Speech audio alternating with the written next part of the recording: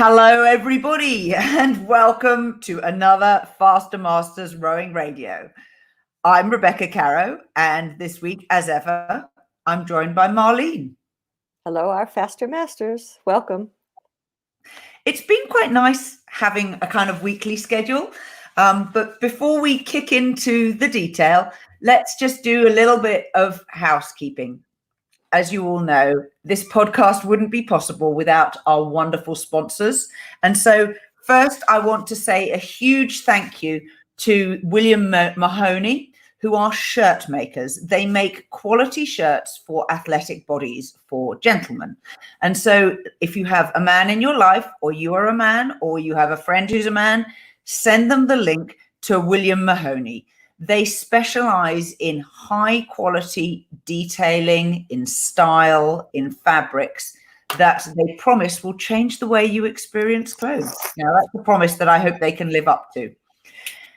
Go to williammahoney.us/pages/RowingChat1, and you will find a special page where you can redeem a 10% discount coupon, which is RowingChat10, off of your first order. And we would appreciate it if you would share this and tell your friends. If you can't find that link, it'll be in the show notes, or you can go to rowing.chat and go to our sponsors page. And my second reminder is our audience survey. We have had so many new survey responses since I asked for them last week. So thank you ever so much. But if you personally haven't quite got around to doing it and you kind of intend to, please, today's the day. We would love you to tell us about you. It's really helpful. It gives us incredible insight, because one of the things we ask is, what are the things we do well and what are the things we do not so well? So perhaps there's something that's been bugging you. You kind of want us to know that this is a recurring problem, not a one-off. So get on to rowing.chat, go to the bottom of the homepage, and there's a little banner that says audience survey. Click the link and off you go. So, Marlene, how's your week been with Faster Masters Rowing? It's been okay. I think people are looking forward to things starting to open up a little bit more. And as I said, depending where you live, it's changing. I know here in Quebec, finally things outside of Montreal are starting to open up quite a bit more, and we're hoping we can have our local rowing club and our rowing program active this summer, at least for singles. I think that's what lots of people are waiting for right now. But I think it's a much needed breath of fresh air. I think people are really getting tired. People are getting tired of being inside, particularly because the weather is getting better. And even somebody wrote to me today and said, "Oh, I took my erg outside and I erged on my erg outside, and it was just so nice to train outside." So, if you depending where you live, if you can even take your erg out on the balcony or out on the porch or put it in the garden, that it is much nicer to train in the fresh air than training indoors. So, I think we're all ready for at least some fresh air and sunshine. And I put a poll up on the Masters Rowing International Facebook group, which said, when do you think we're going to get back on the water? And there were a ton of humorous responses, one of which was, when the Vikings come, which I don't understand, but perhaps the person who created that would explain that. But it was, pretty interesting responses. So go have a look at that, folks, and you'll get to see some of the things that people think what's happening locally. Yeah, I know. Well, that's true. As I said, I'm sort of optimistic about the fall. Other people have said, I'm not so. There's just huge range of opinions, and I also think that even if some shops and businesses start to open, everybody has their different sense of risk, and and what people are going to be comfortable with and not comfortable with is going to be completely individual and completely depending on your age and your health situation and everything. But my family has a Viking background. Oh, tell more. Yes. So the Royles, the Royle Royals, that is one of the first family names that settled in Newfoundland. We happened to talk about Newfoundland last week, but the Royles are one of the founding families in Newfoundland, and they were from Viking heritage, from the Danes. So we migrated over in those big boats and settled in Newfoundland, and then a little bit migrated to Ontario, and then a little bit to the Great Lake region. So that's at least how my family kind of came to North America. So they all tend to be travelers and water loving people, I think. And though I'm only the second, I was rower number 2 in my family, and I do have a cousin who was the rower number 3 in my family. Though none of us knew each other, we all gravitated to rowing quite separately. It's clearly in your blood. I think that's so. I'm gonna have to get a new hat. Those are fake. They're good for TV though. Yeah. Now, a reminder to our listeners that we will take questions later on. So if you're watching live, just put a question in and we would love to answer it, or just say hi. We'd like to know who you are and where you're listening from. So yeah. Now, let's kick off with a really big intellectual concept, which Marlene and I have debated long and hard. And we've summarized it as, what's the difference between an oarsman and a rower? Now, Marlene, you're going to set up the straw man. Tell us what you think this is all about. Well, this philosophical discussion goes back to university days. And, we used to drive to regattas and things like that. And my novice coach was Holly Hatton, who was the coxswain of the Women's 8 for the 1980 boat for the U.S. women, the 1980 team, which was boycotted, right? And she was our novice coach. So we used to drive around to all these races. And we had a really good novice university crew in that year. We were undefeated, save one race. And driving around in the vans, we used to discuss what's the difference between an oarsman and a rower philosophically. And when I use the term oarsman, I'm men and women inclusive, okay? And we used to talk about how an oarsman is someone where rowing is a way of life. Rowing is a philosophy. It's not just a sport that they practice, but it's part of it. It's more than part of your identity. It's really how you look at the culture of rowing. You look at the etiquette of rowing. You look at rowing as your way of life. And we used to talk about rowers as the people who would come to practice, and they would go out and maybe they would row hard and race for us. But when they left for the boathouse, rowing wasn't part of their life. Rowing wasn't really in their philosophy. It wasn't even on their mind until they were back at the boathouse for practice the next day. And so obviously we had two different types of people on the team, and I probably many people have it.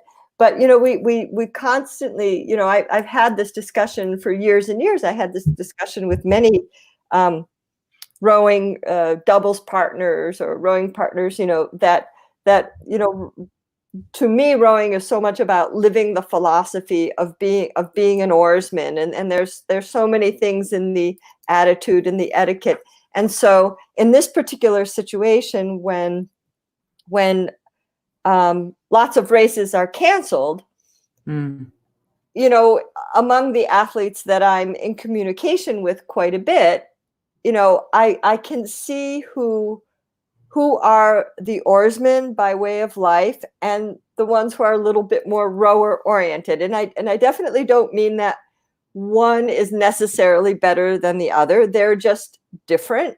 And the people who are definitely, I would say, the oarsman style way of life oriented, that's kind of long, they're like, it's okay, we'll just wait until we have the next regatta. It doesn't really change their goals for training. It doesn't really change their perspective. because this is what we do. Like, this is my style of life. And yeah, of course, I would love to go travel to that camp or go, row in Portugal and go do this and go do that. I would love to do that right now. And I'm not doing that right now. But fundamentally, it doesn't change the perspective of my life. And the ones who I would say are perhaps the rowers, who may convert to oarsmen at any time, right? I mean, this is a fluid situation. Are a little bit more like, well, I'm not racing next month, so what am I going to do? And I'm not, it's kind of, they're a little bit more oriented like, well, I don't have a race to go to in 2 months, so what am I going to do? And I'm kind of like, well, you keep doing what you always do. But it's just a little bit more of a different shift of attention, of maybe this is a nice time for them to think about the greater being of rowing. You know what I mean? That one team I was talking to this week, it was like, well, but this is part of your life. This is what you do, and so you're not going to give up this part of your life just because we don't have a few races. We would prefer to have those races, of course, but if we don't have them right now, it's still what you do every day. It's still what you love doing. It's still what you want to share with people, what you want to do. So that's kind of my take on it. Well, I can empathize with it. So, like so many other people, the club is closed and most of us cannot row. And you can, a bit of time has passed. We're in week 7, God damn it, of lockdown. And we have a regular call on a Saturday morning at the time when we would normally be in the cafe having coffee together after our Saturday morning row. And the guys who set it up, I'm so grateful. And we started with a little group, and then we realized we could put more people on the software, and that was cool.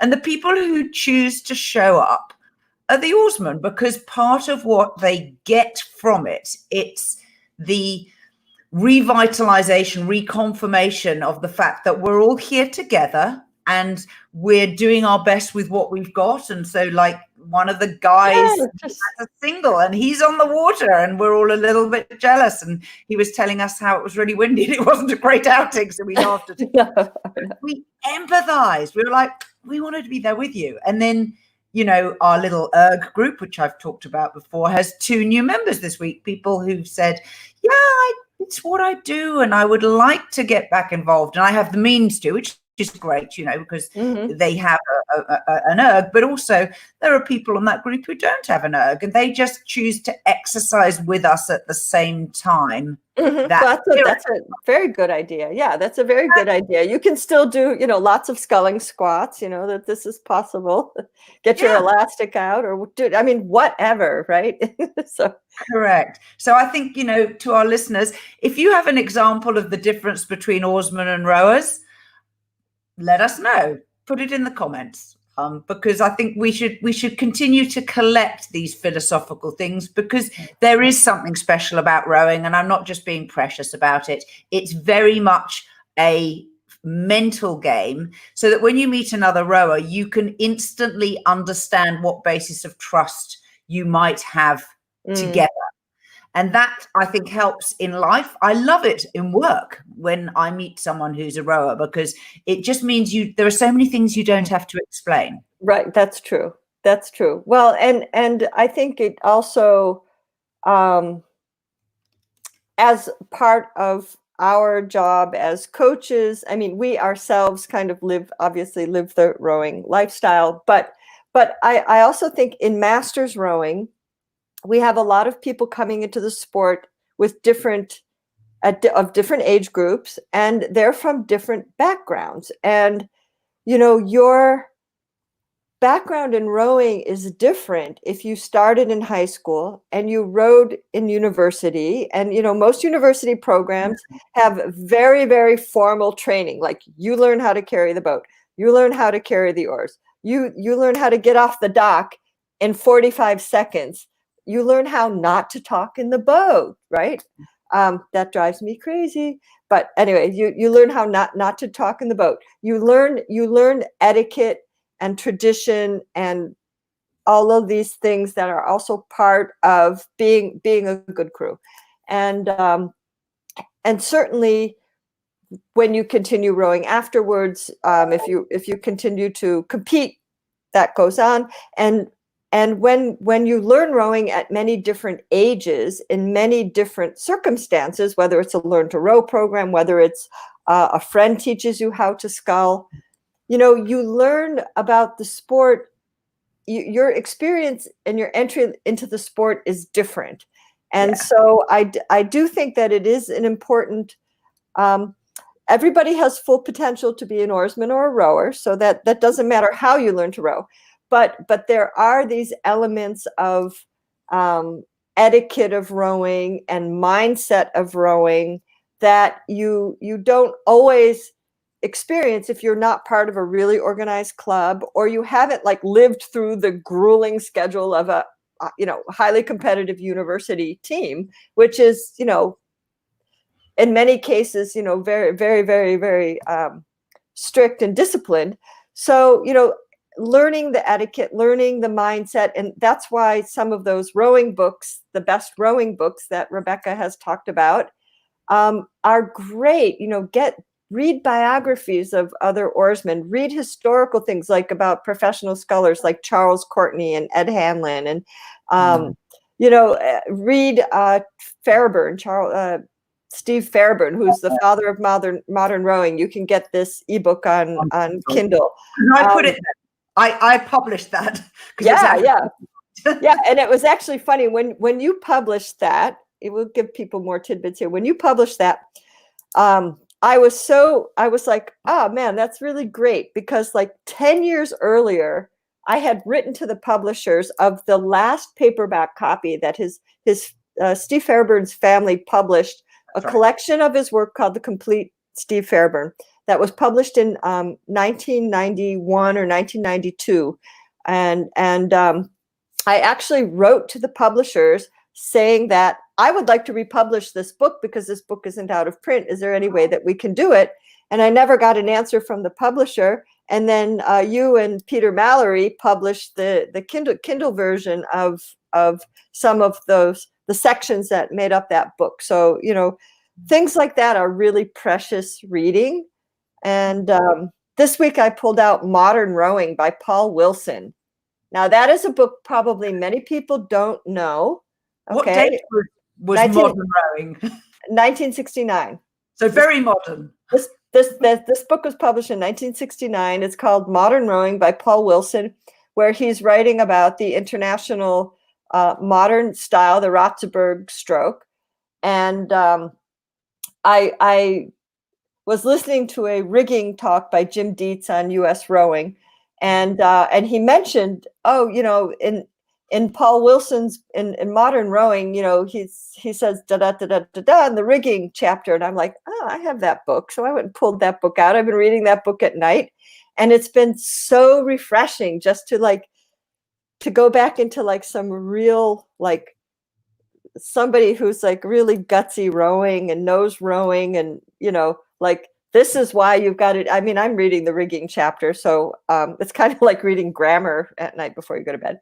But that's been really fun this week. Like pull out a real book. I mean, this is a real book with a real paper cover, 1969. I've had this book for ages. I don't even remember where I got it, but it is a classic text. So, this is fun stuff to read. Yeah, I definitely think that is a great introduction to the sort of attitude and psychology, because when you read it, you empathize about your own personal situation and your club or your training partner or your group. And I like the feeling that I'm part of a continuous tradition going back a long way of people who have similarly suffered and bonded. And one of the insights about the rowing way of life that is very hard for other sports to understand is that you and I can be on the same team and we are collaborators when we're in the same boat together. But until the boat has been selected, we are competitors. I will fight you to the end until I know whether we both made the boat or none of us made the boat or one did. And then the minute we're all in the same crew, it's us against the rest of the world. And I like that flip-flop. It can be confusing if you're not expecting it. But for example, you do seat racing and you're switching crews between one training piece and the next, within a 20-minute period. And suddenly it's us against them, and the us is different. Yeah, and it's parallel play. So yeah, and it's which lineup are you in? And it doesn't really matter. The whole point of it is, even if it's a training outing and it's a random crew, which is how a lot of us masters row, today it's the 4 of us or the 8 of us or the 2 of us, and we're going to do our thing to the best of our ability. Absolutely. So it's a tough, it's a mentally tough mentality, but I mean, it's a mentality of strength, I think, overall. There is a lot of relying on other people, and it's just interesting for people to explore, and like the people who feel that they gravitate immediately to the rowing way of life. I mean, they know who they are. Like and it's fine. I mean, if rowing is a sport where you just want to come and you want to row your class, you love it for the fitness, and you go home, we love you too. So that's absolutely fine too. But there's just many dimensions to rowing and to coaching. And what I love about going back to these, I have a very big rowing book collection, and I have some very, very old rowing books. And, when I go back to some of these books from the very, very old 60s, it's not that old, but, but when I go back into these older texts and Fairbairn and things like that, they remind you of things that were the nuances. They were part of the nuances, and that in our everyday, tough it out, suck it up, cupcake kind of world, unless you get these really old time coaches, people forget about these nuances. They forget about these things. And so you've got to go back to these historic coaches and listen to their mindset. And when I rowed as a junior, I rowed at Westside Rowing Club in Buffalo, and we did all of our racing in Henley. It's in St. Catharines, Ontario. And St. Catharines Rowing Club is absolutely, one of the oldest, most respected rowing clubs there are. And they up on top of the hill, there's this bar, right? The clubhouse where everybody goes for a drink and stuff like that. And even though I was probably too young to be in there, I loved to go up there when I was racing. I mean, I was like 15, 16 years old. Maybe I was even younger.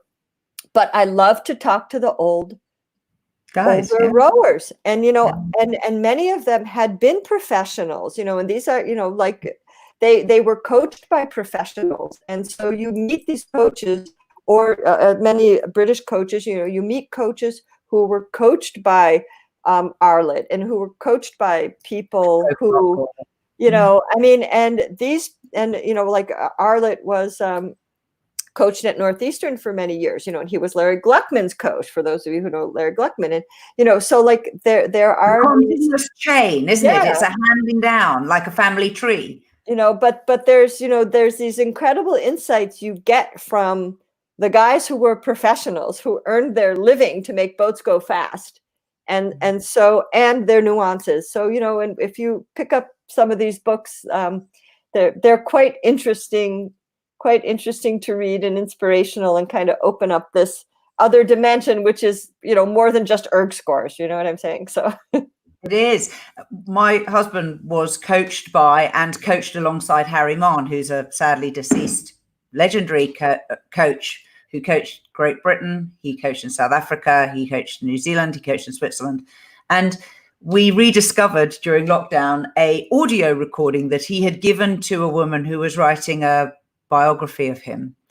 And listening to that again, and his firsthand recollections of exactly how Harry approached different technique challenges and how he delivered the coaching advice and insight on the water to the crew.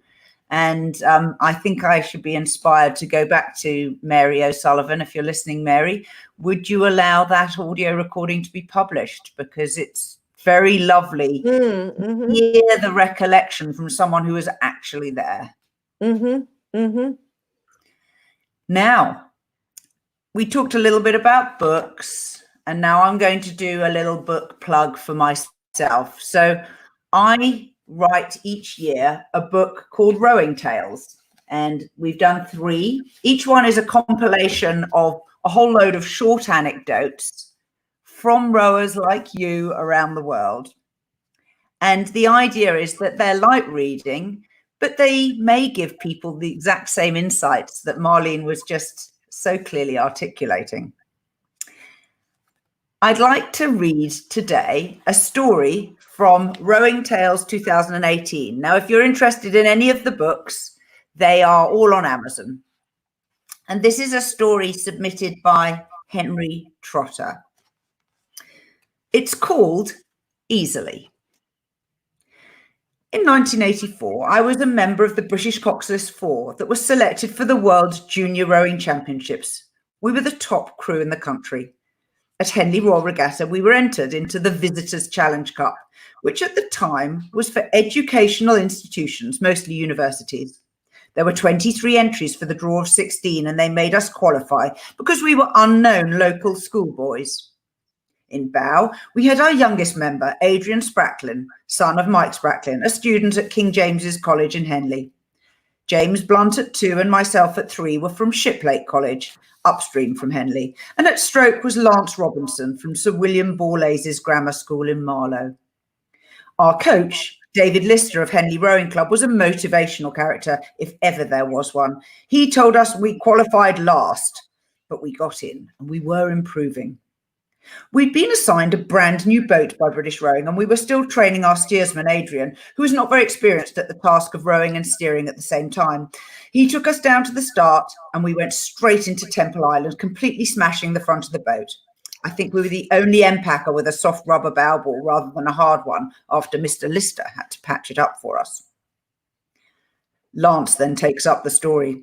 In fairness, all 4 of us attempted steering at some point or other with similarly poor results. The task was, however, eventually assigned to Adrian, as according to Mr. Lister, the detrimental effect of steering on his rowing technique was deemed to be less than for the other 3. One would not wish that to be interpreted as a comment on the relative technical strengths of our crew members, though no doubt our motivational coach would not have minded had Adrian perceived it that way. Adrian says, Lance, thank you for defending my honour and pointing out the fact that the rest of you sucked worse than me at steering. Back to Henry telling the story. In our first race, we knocked out Dartmouth College, USA. They had a pretty good crew at the time. They were the winners of the elite Coxless 4s at the Marlow and Reading regattas in the prior weeks. We led from the start, but never by much. They attacked in the second half, got to within half a length of us, but then we pulled away and won by 2.5 lengths in the fastest time of the day. The next race was against Christchurch and Oriel College, Oxford. We'd drawn the Buckinghamshire station next to Temple Island. We set off from the start, and our opponents apparently were no better steerers than we were. They pushed over towards us, and they were being warned by the officials. We shouldn't have moved aside to get away from them, but we did. We ended up having to stop very quickly because we had managed to wedge the boat between the island and the beginning of the log booms. We appealed to the referee at that point, but nothing happened. So we backed down, freed ourselves and set off 8 lengths behind Christchurch and Oriel. I remember seeing Mr. Lister absolutely seething in the back of the umpire's launch. And all I was thinking was to get a good time because there was no way we were ever going to get back anywhere near that Oxford crew. We set off, and it wasn't until the falling marker that I started to see some puddles alongside me, and I realised we'd begun to catch them back up. As I understand it, the commentary went something like this. Shiplake and Sir William Borlaise's have left the course and stopped. Shiplake and Sir William Borlazes have now backed down, are back on the course, and have resumed rowing. Shiplake and Sir William Borlazes are 8 lengths down. And then very slowly, 7, 6, 5, 4, 3. Shiplake and Sir William Borlazes have now drawn level. Shiplake and Sir William Borlazes are drawing away at 1 length, 2 lengths, 3 lengths. Shiplake and Sir William Borlazes have won the race easily. Thank God we were so young, naive, and fearless. Otherwise, it never would have occurred to us to make any effort at all after our initial blunder. Oh, that's great. So thank you to Henry for supplying that story. But if you have a story, I'm collecting them now. So I publish the book in time for Christmas each year. So it tends to come out in November. And if you would like to record your story, it doesn't matter if you think you can't write. If you imagine yourself standing on a riverbank somewhere and telling an anecdote to a friend, or maybe in the bar alongside an elderly professional waterman of Marlene's acquaintance, just put it on a voice recording and send it over to me. It's easy to find how to get in touch. Now let's roll on to balance exercises, Marlene. So in the Faster Masters program this month, we've got 2 programs. One is for people who think they might be racing 1K sometime this year, and one is for people who are more on a maintenance program. You chose to put balance exercises in. Now, why was that?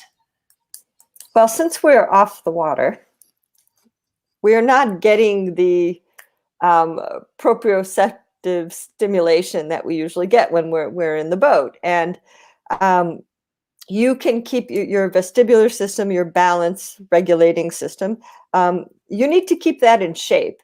And when you're rowing regularly on the water, you're dealing with a lot of input with the water, with the set of the boat, that is, and your movement fore and aft.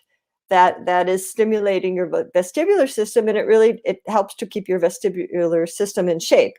And since we're not on the water so much, people aren't, unless you're a cross-country skier, you're probably not on your feet or sitting and really doing things that test your balance for you or stimulate your balance. So one exercise, if you're doing some weights at home and you're using either 2 kettlebells or dumbbells, really good standing balance type of exercise is a rear foot elevated split squat. Some people call them Bulgarian squats, and that's when you put your back foot up on a step or up on a bench, and then you squat on one leg, but you're holding a weight in each hand. That's a really, really good balance exercise. And if you see that you're more stable on one leg than the other one, then you need to do, I would do a few extra reps on your affected leg and try to improve that a little bit. But as a go-to balance exercise, especially as we age, balance is really important, not only in the boat, but it's important in our activities of daily living and to keep our balance system in shape, to prevent falls, tripping, just really functional tasks. And one absolutely classical exercise is a single leg balance exercise where you're standing. You stand on one leg and you have to rotate your hips a little bit, so you kind of shift all your weight, say, onto your left leg, and then put your hands up over your head and lift your right leg off the floor so that you're completely on your left leg, and try to hold that for about 30 seconds. And if you're finding that you're getting a lot of waving, you've got a little bit of work to do here. So that is something to practice on each leg. And I would maybe do 4 times 30, like a 30-second hold on one leg, then the other leg, then, repeat that a couple of times. And it'll get better. You can train your balance system. So if you feel like, oh, my balance isn't that good, don't accept that it's simply that way. But that's one like very, very simple classical balance exercise that I really think that masters athletes should do this at least once for 30 seconds, if not twice or 3 times for 30 seconds. But I think you should do it every day. It's one of those things that you don't pay attention to, and then all of a sudden you'll find like, oh, wait a minute, look how much I'm wavering here. And you want to be really, really steady. If you're people who cross country ski understand what it's like. When you cross country ski, you don't ski on 2 skis, you ski on 1 ski at a time. So when you're skiing, you have to rotate your hip and you have to put your nose over your knee, over your toe. Okay, so it's kind of the same thing here, that you've got to rotate your hip a little bit so all that weight is on one leg, and practice that. That's a standing balance exercise that anyone can do. You don't need any equipment for that. If you have a physio ball, okay, if you want to dream about rowing, right? If you have a physio ball, sit on your physio ball. Make sure it's the right size. Whenever you use a physio ball, the right size for you will be that you can sit on the ball and that your thighs should be parallel to the floor and then 90 degrees down. So you don't want to sit on a ball that's so big that your hips are way up high or too low. So your thighs should be parallel. And the first thing you want to do is sit on the ball, and with your hips, just put your arms out straight to the side, and with your hips, just try to sit steady. And for some people, that might be difficult. Okay. Now, when you can do that, then just lift up one leg, like your right leg, and try to balance from your hips. Okay, then practice, then put that down, then lift your other leg up and just try to balance on your hips. And you're just trying to balance on the ball simply by shifting your hips, not changing your upper body. It's just like in the boat. You might need to shift your weight in the boat from your lower body, but you don't want that to change your upper body. So you have to isolate what's happening below your belly button here. If you're finding the balance a little challenging in either of those exercises, and this is a tip that I learned from people who are professional dancers, because when they have to do a lot of spins, how do they not get dizzy? And the short answer is that they have a focal point that they train their eyes to look to. And it's the same with us. So say you're practicing your one-legged balance with your arms above your head while you're boiling the kettle in the morning, waiting for the kettle to boil. Take a single point. And my yoga teacher used to say, let your gaze rest on, and she always recommended where the wall and the floor meet. And to be honest, it doesn't matter that it's where the wall and the floor meet. What it matters is it's a single point. You might choose the corner of a picture frame. You might choose the handle on a cupboard door. So as long as it is a single point, then your frame of reference is all focused onto, like, zoned in there. And that is genuinely helpful for balance. On the Swiss ball, if you've practiced one leg up at a time, then if you feel comfortable, the full exercise is raise both legs up and balance on your hips with trying to keep the shoulders steady. The point is not to let the upper body compensate for shifting your weight on your hips. So if you can put your arms out straight and lift your feet up, that's a really good exercise. If you have a physio ball at home. Yeah. And if you're a subscriber to Faster Masters Rowing, that's in your May program, which is on the website now. Now, we haven't got any questions, but if anybody wants to ask a question and is watching live, please pop it into the chat and we'll be happy to answer it. Quick reminder that if you want our free, the resources for people who are rowing or want to be rowing or want to be staying fit under COVID-19, there's a website address where you can sign up and get a free weekly program, which you can just recycle and reuse with variations throughout the lockdown. And there are also resources on our website if you search on the blog. Marlene, you have a fan. Look, someone says, I love all these balance exercises. They're good, though. I mean, they're really good. They're They really, are. and they help you in your everyday life too. I mean, it helps you in the boat. In the boat, we get a lot of stimulation. And actually, we talked about this when I did that talk with Dr. Connie Lebrun for Faster Masters last week, and I think we have that that talk with her is up on our Faster Masters site. We talked about this, and we talked about how rowing is so stimulating to your balance system when you're in the boat. You know, that's as we age, that's something that we need to keep in shape. Absolutely, and they're fun. Now, they are fun. Yeah, nice challenges, small challenges that you can have a genuine sense of achievement. And I'm all in favor of that for my mental health. Yeah. Which brings me nicely to my last topic, because one of the things I've been noticing in myself in the recent weeks compared with the earlier weeks of lockdown is mood swings and the inability to sometimes sleep and feeling that I'm not very energized or motivated for the tasks that are sitting there waiting for me to do each day. And I mentioned this to Marlene, and she has a suggestion of a way to help yourself through these difficult times. And her suggestion is power naps. Marlene, why power naps? Well, when you sleep, your brain files all those little bits of paper away. Okay, so all these thoughts and ideas that you have going on in your mind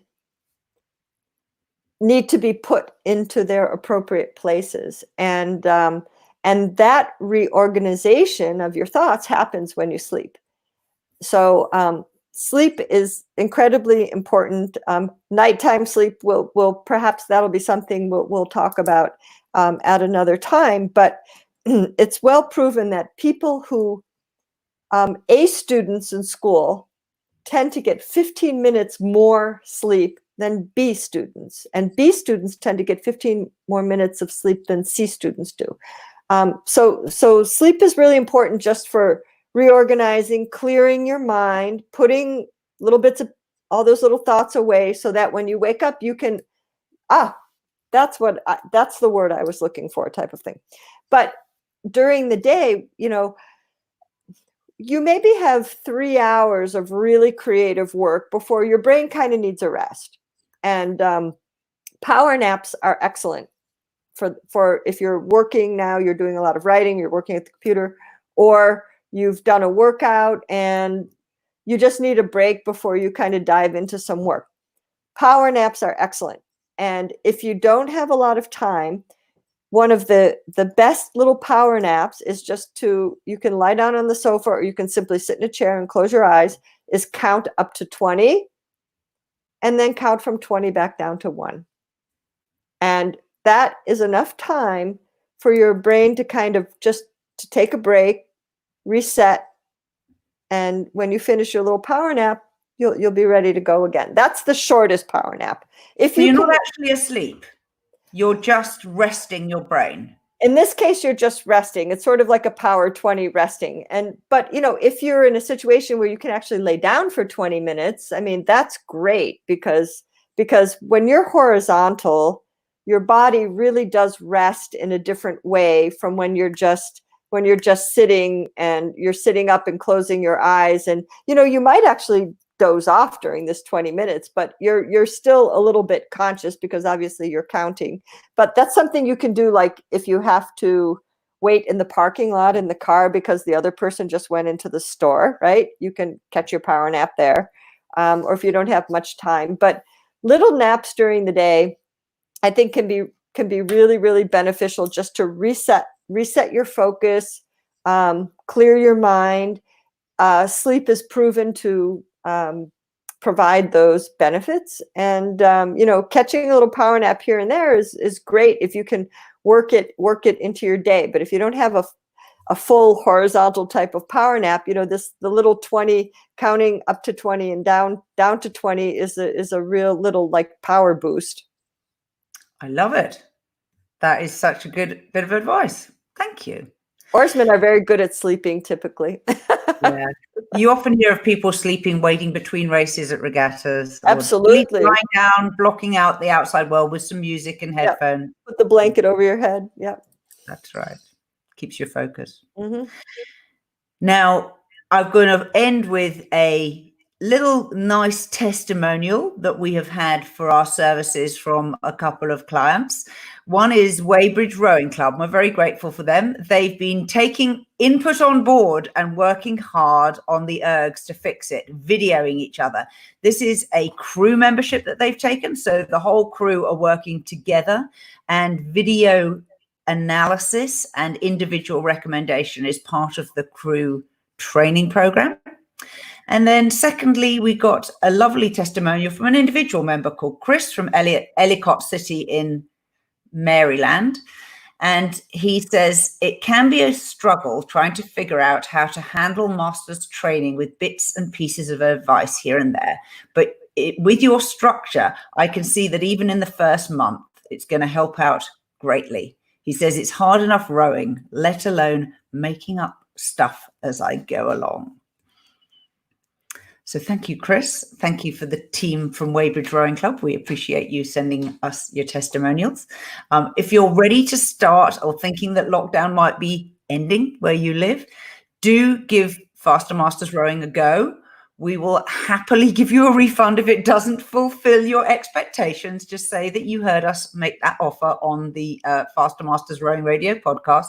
No questions asked, although we would like feedback as to why it didn't quite hit the mark. And that's pretty much the end of my commercial. Marlene, any last words?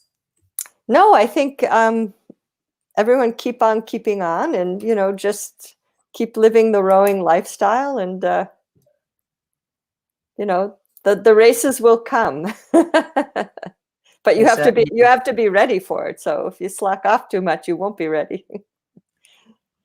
And on that note, we'll wish you all a really good week. Keep the comments and questions coming through. Send us your example of oarsmen versus rowers. And till next time, goodbye.